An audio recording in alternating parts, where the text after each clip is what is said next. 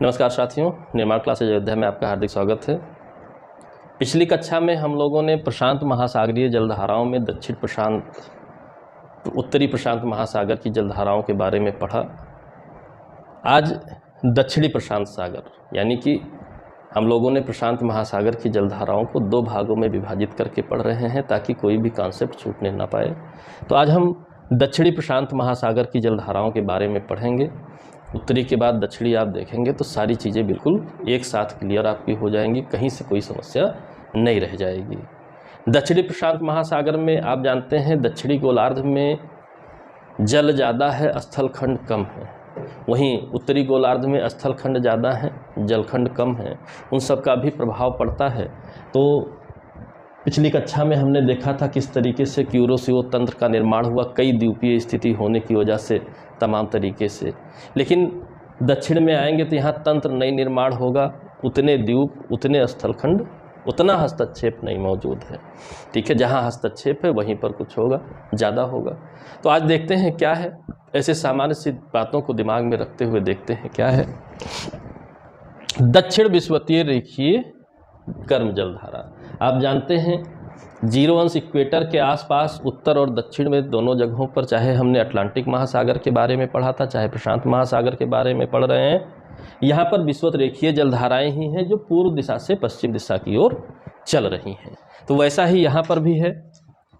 दक्षिण पूर्वी व्यापारिक हवाओं के प्रभाव से, ठीक है, जब हम उत्तर में रहते हैं तो उत्तर पूर्वी कहते हैं, जब हम दक्षिण में रहते हैं तो दक्षिण पूर्वी व्यापारिक हवाएं कहते हैं। यानी कि भूमध्य रेखा के दोनों ओर व्यापारिक हवाएं हमारी चलती हैं। ये बात इतनी बार पढ़ते पढ़ते वैसे ही याद हो गया है। दक्षिण अमेरिकी तट से, ठीक है, पश्चिमी तट है उसका, पूर्वी ऑस्ट्रेलिया तट तक ये जलधारा बहती है। यानी कि दक्षिण अमेरिका का यह पश्चिमी तट है, यहाँ से लेकर के पूर्वी ऑस्ट्रेलिया के तट तक, यानी कि पूर्वी ऑस्ट्रेलिया, न्यू पापुआ गिनी, यहाँ के तट तक ये बहती हैं। यानी कि पूर्व से पश्चिम दिशा में बह रही हैं। न्यूगिनी द्वीप समूह के पास दो भागों में बट जाती हैं। यहाँ आपको न्यूगिनी द्वीप समूह दिख रहा है, न्यूगिनी, यहाँ पर ये दो भागों में बट जाती हैं। तो न्यूगिनी द्वीप समूह को देखेंगे तो 0 अंश इक्वेटर से दक्षिणी हिस्से में है। आप अपना एटलस देखेंगे आपको अच्छे से समझ में आएगा। यहाँ दो भागों में ये बट जाती हैं। और उसके बाद फर्स्ट जो भाग है, पहला जो धारा है, ये न्यूगिनी उत्तरी तट को होते हुए प्रतिविषुवतीय रेखा का निर्माण करता है। यानी कि यहाँ पर ये उत्तरी तट है, इसका न्यूगिनी का उत्तरी तट है। यहीं पर आपका प्रतिविषुवत रेखीय जलधारा का ये पूरा एरिया है, निर्माण होगा। ठीक है, निर्माण होगा। ठीक है, और अभी प्रति पढ़ेंगे, विपरीत जो बन रही है उसको पढ़ेंगे। और जो दूसरी है वो ऑस्ट्रेलियाई पूर्वी तट को गर्म जलधारा के रूप में मुड़ जा रही है। ये स्पष्ट देखिए, यहाँ से ये दूसरी आपकी ये ऑस्ट्रेलिया का पूर्वी तट है, यहाँ से होते हुए सटी हुई जा रही है, पूर्वी ऑस्ट्रेलियाई जलधारा के रूप में जानी जाती है, जो कि गर्म जलधारा है। गर्म क्यों है, एरो बता रहा है, भूमध्य रेखा की ओर से आ रहा है तो गर्म होगी, गर्म जलधारा के रूप में है। और यह न्यू साउथ वेल्स जलधारा भी कहा जाता है। तो आप देखेंगे ऑस्ट्रेलिया में तो पूर्वी तट पर न्यू साउथ वेल्स भी मिलेगा, उसके नाम से भी जाना जाता है, न्यू साउथ वेल्स जलधारा भी कहा जाता है। और ये न्यूजीलैंड तक जाती है, न्यूजीलैंड तक ये, तो ये न्यूजीलैंड है, न्यूजीलैंड तक ये जाएगी। यानी कि ऑस्ट्रेलिया के पूर्वी तट के सहारे सहारे ऑस्ट्रेलिया और न्यूजीलैंड के बीच से होते हुए आगे बढ़ती है। फिर 40 अंश के निकट पूर्व की ओर विक्षेपित हो जाती है। आप जानते हैं जब 40 अंश के आसपास पहुंचता है, चाहे हमने उत्तर में पढ़ा, चाहे दक्षिण में, चाहे उत्तरी अटलांटिक, चाहे दक्षिणी अटलांटिक, कहीं पर भी हमने पढ़ा है, जब ध्रुवों की ओर जलधाराएं पहुंचती हैं तो पृथ्वी के घूर्णन गति के कारण जो कोरियालिस बल आदि का निर्माण हो रहा है, जो फोर्सेस का निर्माण हो रहा है, उसका परिणाम क्या निकल करके आता है कि जो भी जलधाराएं हैं वो पूर्व की ओर मुड़ जाती हैं। उत्तरी गोलार्ध में पूर्व की ओर मुड़ करके क्लॉकवाइज रहती हैं, दक्षिणी गोलार्ध में पूर्व की ओर मुड़ करके एंटी क्लॉकवाइज हो जाती हैं। क्लॉकवाइज, एंटी क्लॉकवाइज शब्द भी लिख करके आपके पूछे हुए हैं, इसको भी आपको ध्यान रखना है। ठीक है, तो क्लॉकवाइज एंटी क्लॉकवाइज के रूप में तो ये एंटी क्लॉकवाइज मुड़ जाती हैं, जरूरी नहीं पूर्व दिशा में मुड़ जाती हैं, लिखें एंटी क्लॉकवाइज है इनकी दिशा। यह भी दक्षिणी गोलार्ध एंटी क्लॉकवाइज चलता है और उत्तरी गोलार्ध क्लॉकवाइज चलता है। तो आप घड़ी देखना जानते हैं, इसमें कुछ नई बात मैं नहीं बता रहा हूँ। ये पूर्व की ओर विक्षेपित हो जाती हैं, तो पूर्व की ओर विक्षेपित होंगी। इधर से आप जानते हैं दक्षिणी अटलांटिक महासागर की ओर से प्रवाह आ रहा है। आपने पढ़ा था कि जो दक्षिणी बिल्कुल हिस्सा है ये पूरा कहीं भी स्थलखंड का कोई हस्तक्षेप नहीं है, प्रवाह चलता रहता है, रेगुलर प्रवाह चलता रहता है। ठीक है, और उसी को हम दक्षिणी प्रशांत प्रवाह के रूप में प्रशांत महासागर में जानते हैं। यानी कि प्रशांत महासागर में जब ये मुड़ गई पूर्व की ओर तो इसे दक्षिणी प्रशांत प्रवाह के रूप में हम प्रवाह, क्यों आप जानते हैं हवाओं के प्रभाव से, बल के प्रभाव से जो बड़ी जलधाराएं मुड़ जाती हैं उनको प्रवाह ड्रिफ्ट के रूप में हम लोग पढ़ते हैं। उत्तर में भी प्रवाह, दक्षिण में भी प्रवाह ध्रुवों की ओर। अटलांटिक जब आपने पढ़ा था वहाँ पर भी आपने प्रवाह के रूप में ही पढ़ा था, तो ये बात ध्यान रखे रहिएगा। ये तस्मानिया से पश्चिमी दक्षिण अमेरिकी तट तक जाती हैं। ये आपका तस्मानिया है, ऑस्ट्रेलिया के नीचे आप देखेंगे तो आपको दक्षिण में तस्मानिया दिखेगा। तस्मानिया से किधर को मुड़ गई? दक्षिण अमेरिका के पश्चिमी तट की ओर मुड़ गई। तो दक्षिण अमेरिका का पश्चिमी तट आपको दिख ही रहा है। ठीक है, उसकी ओर मुड़ जाती हैं और मुड़ करके आगे बढ़ती हैं। दक्षिण प्रशांत प्रवाह कहा जाता है। तस्मानिया याद रखिएगा, क्योंकि तस्मानिया के दक्षिण में, ठीक है, कौन सा प्रवाह है, यह प्रश्न आपका आया हुआ है। यानी प्रश्नों को भी देख रहे हैं तो आपको मेरी बात अच्छी तरीके से समझ में आएगी। प्रश्न नहीं देखते हैं तो फिर सब कुछ बेकार हो जाएगा। इस तरीके से आगे बढ़ते हुए आप यहाँ पर हार्न अंतरीप है, सींग है, दक्षिण अमेरिका की सींग है, उस सींग को आप जानते हैं यहाँ पर वहीं टकराती है, वहाँ टकराती है। तो आपने पढ़ रखा था एक पूर्वी तट के सहारा मोड़ हो जाता है जिसे फाकलैंड आप जानते हैं, फाकलैंड के रूप में, और एक पश्चिमी तट की ओर मुड़ जाती है। ठीक है, दो धाराओं में बट जाएगी, एक पूर्वी तट की ओर फाकलैंड की ओर और दूसरी पश्चिमी तट की ओर चिली और पेरू होते हुए आगे बढ़ेगी। तो आप अगर एटलस देखते हैं तो एटलस में आपको स्पष्ट चिली और पेरू पश्चिमी तट पर दक्षिण अमेरिका में दो देश दिखाई पड़ेंगे। चिली एक लंबा सा देश है, वो आपको दिखाई पड़ेगा।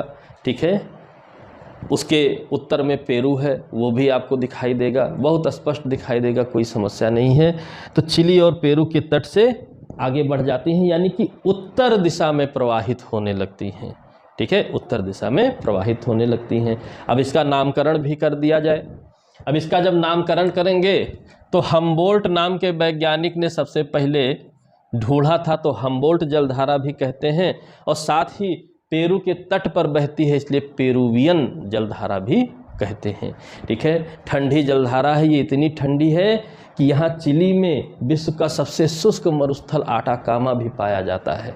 तो जब हम लोग कुछ ऐसी बातों को पढ़ेंगे फिजिकल ज्योग्राफी के रूप में, तब हम देखेंगे यही कॉन्सेप्ट के कारणों से ही तमाम स्ट्रक्चर्स का निर्माण हुआ है, मरुस्थलों का निर्माण हुआ है।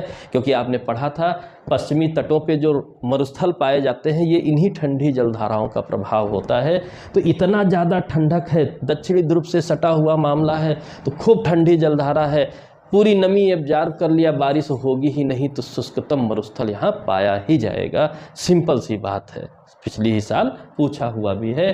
तो हम्बोल्ट या पेरुवियन जलधारा कहते हैं। ये चिली पेरू होते हुए बहती है, फिर दक्षिण विषुवत रेखीय गर्म जलधारा से देखिए जा करके मिल जाती है। यानी कि ये हम्बोल्ट या पेरुवियन, ठीक है, हम्बोल्ट या पेरुवियन जलधारा है। ठीक है, ये दक्षिणी प्रशांत प्रवाह है। ठीक है, ये पूर्वी ऑस्ट्रेलिया है। ठीक है, तो ये सारी जलधाराएं बिल्कुल स्पष्ट दिख रही हैं। कोई नाम भी ऐसा नहीं है कि आपको रटना पड़े, सिंपल सा समझ रहे हैं तो रटने की ज़रूरत नहीं है। ठीक है, फिर एक अंटार्कटिक प्रवाह की चर्चा होती है, पश्चिम से पूर्व की ओर ठंडी। तो आप जानते हैं कि यहाँ पर दक्षिण में अंटार्कटिका महाद्वीप स्थित है तो उसी के नाम से दक्षिणतम हिस्से में अंटार्कटिक प्रवाह भी है। बिल्कुल फुल फ्लो बहता रहता है, कोई बाधा नहीं है। बिल्कुल साउथ ईस्ट स्थिति में जाएंगे तो कोई बाधा आपको नहीं मिलेगी। एटलस देखेंगे बिल्कुल स्पष्ट दिखाई देता है, तो उसको अंटार्कटिक प्रवाह भी कहा जाता है। पश्चिम से पूर्व दिशा इसकी गति होती है, ठंडी जलधारा है। यह बात सिंपली आप याद रखिए, कोई कन्फ्यूजन यहाँ पर नहीं है, कोई कॉन्सेप्ट भी विशेष नहीं है। साथ ही अब ये तो एक राउंड आपका पूरा हो गया। अभी बात आई थी न्यू गिनी की उत्तरी तट से इधर की ओर जलधारा मुड़ रही है, और इधर तो वैसे ही इतनी जलधारा मौजूद है, यानी कि उत्तरी गोलार्ध वाला जल भी इधर की ओर आ रहा है, दक्षिणी गोलार्ध की भी एक शाखा यहाँ पर पहुंची। यहाँ जल अधिक हो गया, ठीक है, अधिक जल हो गया, यहाँ प्रवणता बढ़ गई, ठीक है, ऊंचाई बढ़ गई। अब इधर तो नीचे हो गया, सारा जल इधर का बह के इधर आ जा रहा है। जो मुड़ना था वो उत्तर दिशा और दक्षिण दिशा में मुड़ गया, फिर भी बहुत बड़ा अमाउंट जल का यहाँ रुक जाता है। तो इसका मतलब यहाँ पर ऊंचाई जल की बढ़ जाएगी, जल की अधिकता हो जाने के कारण। और ऐसा स्थल खंडों का यहाँ पर डिस्ट्रीब्यूशन है कि फुल फ्लो बह नहीं पाता है, ठीक है। परिणामतः यहाँ पर भीड़ लग जाती है, जल बढ़ जाता है, ऊंचाई बढ़ जाती है। और जब ऊंचाई बढ़ जाती है और इधर ऊंचाई कम है, विपरीत विषुवत रेखीय जलधारा, यानी उल्टा बहना पानी शुरू कर देगा, रोल करेगा, ठीक है। जो ये जलधाराएं आ रही नीचे से आ रही है, उसके ऊपर रोल करते हुए वापस लौटने लगेगा दक्षिण अमेरिका के पश्चिमी तट और मैक्सिको पनामा की ओर वापस लौटने लगेगा, ठीक है। पश्चिम में जल एकत्र होकर ढाल प्रवणता के कारण मिंडनाओ द्वीप समूह मिलेगा। यहाँ पर फिलीपींस के पास यहाँ मिंडनाओ मिलेगा, मिंडनाओ द्वीप समूह मिलेगा, मिंडनाओ खाई मिलेगा। वहां से लेकर के यहाँ पनामा की खाड़ी मिलेगी, पनामा देश है, पनामा की खाड़ी तक यह प्रति विषुवत रेखीय जलधारा के रूप में हो जाता है। ढाल प्रवणता होने की वजह से, इधर ऊंचाई बढ़ने की वजह से रोल करते हुए, यह भी पूछा है, याद रखिएगा, इन धाराओं उत्तरी और दक्षिणी विषुवत रेखीय प्रशांत महासागर की जलधाराओं के ऊपर रोल करते हुए वापस लौट करके पश्चिमी तट तक पहुंच जाता है, पनामा की खाड़ी तक पहुंच जाता है। और इसी में एक स्पेशल जलधारा का इसी समय निर्माण होता है, गर्मी के मौसम में निर्माण होता है। ज्यादा गर्म, अति गर्म उष्ण जलधारा के रूप में स्पेशल एक ब्रांच है, जिसको आपने कई बार सुना होगा, अल नीनो, और इसी का अपोजिट ला नीना है। तो अल नीनो ज्यादा चर्चित रहती है। ये पेरू तट के पश्चिम से 180 किलोमीटर दूर, यानी कि ये जो पेरू का तट है यहाँ 180 किलोमीटर के दूर, ठीक है, इसका निर्माण होता है, इसका निर्माण होता है गर्म जलधारा के रूप में। और ये उत्तर पश्चिम दिशा में बहते हुए प्रशांत महासागर से हिंद महासागर में प्रविष्ट होती है। यानी यहाँ सब से रूट अपनाते हुए किधर प्रविष्ट हो रही है, हिंद महासागर में। तो हिंद महासागर का ही तो वातावरण ऐसा होता है जो भारत में मानसून का निर्धारण करता है। तो ये जब गर्म वाली जलधारा आ जाती है तो सिस्टम डिस्टर्ब कर देती है हिंद महासागर का, और ग्रीष्मकालीन मानसून को कमजोर कर देती है। इसका कॉन्सेप्ट हम अलग टॉपिक में समझेंगे, अल नीनो का, ला नीनो का, ठीक है। फिलहाल यह जानना है कि जलधारा के रूप में कि अल नीनो पेरू के 180 किलोमीटर पश्चिम से बन करके अति उष्ण जलधारा है जो हिंद महासागर की ओर आती है और भारतीय मानसून को प्रभावित करती है। कैसा प्रभावित करती है? कमजोर बना देती है, वर्षा घट जाती है, वर्षा की मात्रा कम होती है, तो अल नीनो उसको कहा जाता है। वहीं ला नीना जो है ये औसतन ठंडी जलधारा है, इसकी अपोजिट होती है। तो जब ला नीना की स्थिति होती है तो मानसून अच्छा होता है, जैसे पिछले वर्ष रहा। लेकिन अगर अल नीनो की स्थिति मजबूत हो जाती है तो उसके पहले के वर्षों में देखिए भारत में वर्षा कम हुई थी, मानसूनी वर्षा औसत से कम हुई थी। तो अल नीनो मानसूनी वर्षा को घटाती है। फिलहाल इतनी बात आपको ध्यान रखना है, यानी कि दक्षिणी प्रशांत महासागर की जलधाराएं हम हिंद महासागर से जुड़े हुए हैं, हमारे ऊपर वो प्रभाव डालती हैं, ठीक है। कैसे डालती हैं अलग टॉपिक में पढ़ेंगे, बहुत ही इंपॉर्टेंट टॉपिक है, हर साल प्रश्न पूछा जाता है, लेकिन प्रश्न भी सिंपल पूछता है। अब पता चला अल नीनो नाम ही नहीं सुने हैं तो फिर भाई बहुत बड़ी समस्या हो जाएगी। ठीक है, अल नीनो का नाम सुने हैं, अंदाजा ही नहीं है क्या है, बहुत बड़ी समस्या हो जाएगी। इसलिए इतना आप जानिए कि अल नीनो कर्म जलधारा है प्रशांत महासागर की, जो हिंद महासागर पहुंच करके भारतीय मानसून को डिस्टर्ब कर देती है, कमजोर बना देती है। इतनी बात समझ रहे हैं तो आपको समस्या फिर नहीं होगी। यानी कि दक्षिण प्रशांत महासागर में जब हम आते हैं तो ऑस्ट्रेलिया के पूर्वी तट पर, ठीक है, पूर्वी ऑस्ट्रेलियाई जलधारा गर्म है। पेरू चिली के पश्चिमी तट पर हमबोल्ट या पेरुवियन जलधारा अतिशीत जलधारा है। और दक्षिण प्रशांत प्रवाह के रूप में 3 प्रमुख जलधाराएं हैं, और ये विषुवत रेखीय प्रवाह तो चाहे दक्षिणी हो चाहे उत्तरी हो हर जगह ही है। साथ ही साथ आप देखते हैं पानी ज़्यादा हो जाने की वजह से उल्टा रोल करना शुरू करके पानी उल्टा रोल करते हुए पनामा की खाड़ी तक आ जाता है। ये दक्षिण प्रशांत महासागर की जलधाराएं हैं। यानी कि जब हम उत्तर और दक्षिण मिला करके पढ़ते हैं तो साथ ही साथ हम देखते हैं क्या, क्यूरोसियो जलधारा, सुसीमा जलधारा, उत्तरी प्रशांत जो है प्रवाह, ठीक है, बेरिंग सागर से आकर के क्यूराइल जलधारा, ठीक है, अलास्का की ओर ब्रिटिश कोलंबिया या अलास्का जलधारा, ठीक है, और कैलिफोर्निया जलधारा के साथ साथ हम इन धाराओं को पढ़ते हैं। तो ये पूरा स्ट्रक्चर है आपका प्रशांत महासागर का। प्रशांत महासागर इस तरीके से एक गोल महासागर है, और यहाँ पर दोनों दिशाओं में, उत्तरी गोलार्ध में अलग तरीके से, दक्षिणी गोलार्ध में अलग तरीके से जलधाराओं का निर्माण हो रहा है। इन बातों को आपको जानना है। यही जलधाराएं आपकी पूछी जाएंगी। अगर ये बात आप समझ रहे हैं तो आपके लिए बहुत आसान रहेगा, कभी भी गलती नहीं होगी। कितना भी कॉन्सेप्ट आज तक पूछा है या पूछा जा सकता है, इससे बाहर कुछ भी नहीं आता है। ये हमारे उत्तरी और दक्षिणी प्रशांत महासागर की जलधाराओं के बारे में हम लोगों ने पढ़ा। अब हमारा बचा है हिंद महासागर की जलधाराएं, जो कि अगले वीडियो में आपको मिलेगा। ये वीडियो आपको पसंद आया हो, आशा करता हूँ पसंद निश्चित आया होगा, क्योंकि हर एक कॉन्सेप्ट, हर एक मुख्य बात को जो हमारा प्रश्न बनने के लिए संभावित है, हर चीज़ को लेकर के हम लोगों ने चला है। तो जाहिर सी बात है समझ में तो आना ही आना है। साथ ही आप एटलस भी देखिए ताकि किसी भी प्रकार की समस्या ना रहे। बहुत से द्वीप दिखेंगे, बहुत सी लोकेशंस आपके दिमाग में बैठ जाएंगी एटलस देखने से। साथ ही साथ जलधारा भी आपकी तैयार हो जाएगी। चाहे जैसा प्रश्न पूछेगा गलती नहीं होगी।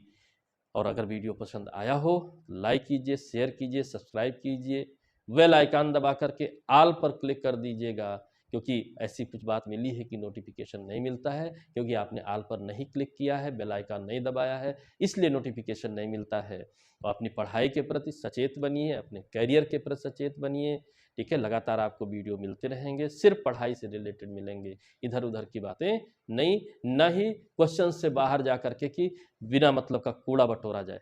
डायरेक्ट जो क्वेश्चन बनते हैं उनके फुल कॉन्सेप्ट को हम मेंटेन करेंगे और आगे भी ऐसा करते रहेंगे। तो अगले वीडियो तक जय हिंद, जय भारत, धन्यवाद।